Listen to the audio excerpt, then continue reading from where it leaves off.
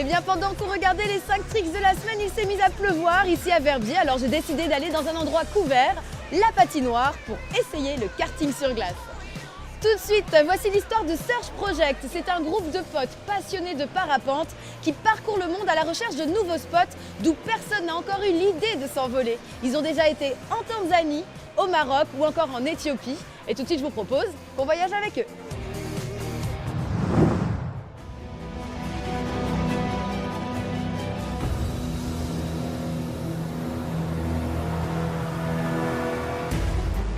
Deux hommes à la découverte de spots vierges de toute exploration ailée avec un parapente ou un paramoteur. 3 ans, la tête dans les nuages et les pieds dans le vide, au-dessus de l'Asie, de l'Afrique et de l'Amérique centrale. Aujourd'hui, nous retrouvons Tom Dorlodo et Horacio Llorens sur fond bleu turquoise dans un ballet vertigineux.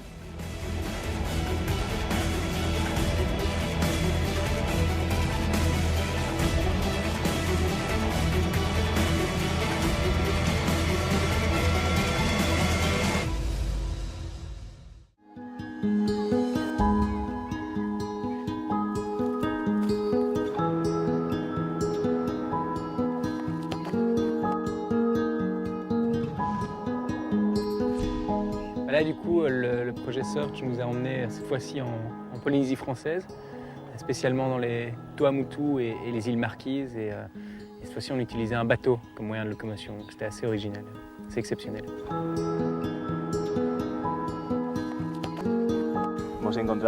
On a vu des choses incroyables qu'on n'aurait sûrement pas pu voir sans le bateau. On a beaucoup lutté contre les vents forts et les alizés. Ça nous a pas mal compliqué la tâche. Les accès difficiles au déco, c'est presque devenu un classique avec le projet Surge.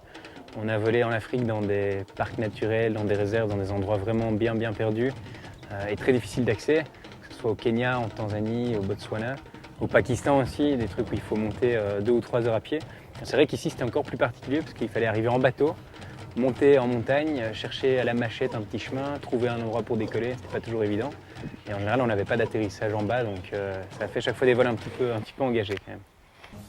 Jusqu'à se perdre totalement, pris au piège par une masse nuageuse.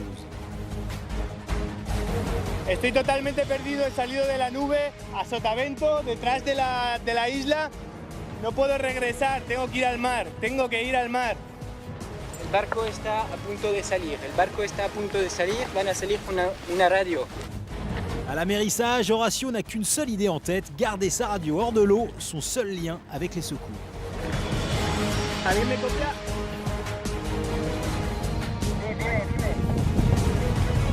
Mira, estoy en el agua, a unos 5 kilómetros más o menos de la isla, en dirección al sol. C'était un moment de tension parce qu'on a vu beaucoup de requins ici. Être dans l'eau autant de temps tout seul, je dois dire que j'avais vraiment peur. Et après quelques longues minutes d'attente, il finira par être récupéré, sain et sauf.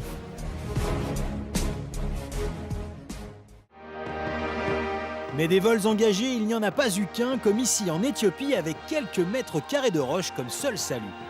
Je pense qu'on collectionne un petit peu les moments tendus et les moments difficiles. En Afrique, rien qu'en Afrique, on s'est fait arrêter 6 fois par les militaires, après avoir survolé des bases interdites, après avoir survolé des parcs nationaux protégés. On joue chaque fois un petit peu avec le feu. Certaines personnes ne comprennent pas qu'on pratique seulement un sport. Ils peuvent penser que tu es un espion qui a sauté d'un avion ou que l'on prend des photos de la base militaire. Ce qu'on veut tout simplement, c'est que tout se passe bien. On veut profiter, voyager et voler. Mais lorsque l'on veut vivre ce type d'expérience unique, le risque ne doit plus être une contrainte, mais un carburant.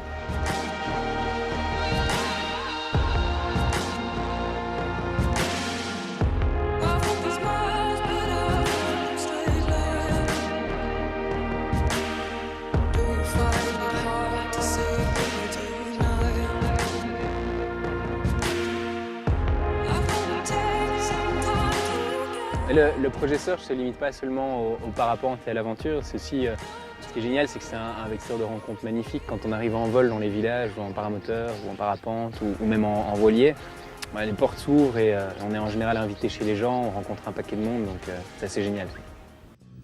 Et à leur tour, grâce notamment à toutes ces images, ils contribuent à cette boucle de partage. tout ça ne servirait pas à grand chose si c'était pas pour le partager. En général, on part chaque fois avec une équipe de prod, avec des réals, avec un photographe et on fait de l'image. Et notre idée, c'est d'essayer d'inspirer un peu les jeunes, les pousser à sortir de chez eux, à essayer de vivre un peu l'aventure, à être curieux en fait, tout simplement.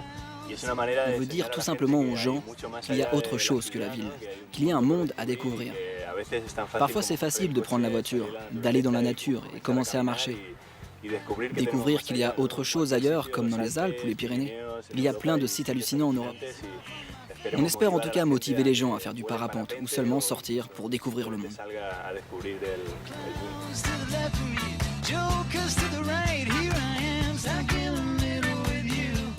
Ouais, je pense que ce qui est génial, c'est que quand on regarde une carte du monde, on se rend compte qu'il y a encore énormément de potentiel.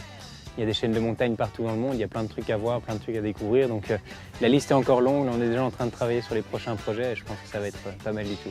On est assez impatients de s'y remettre, là, d'y retourner. Avec la Chine, l'Antarctique, la Mongolie ou l'Himalaya dans leur ligne de mire, nos deux compères ne sont pas prêts de reposer leurs ailes.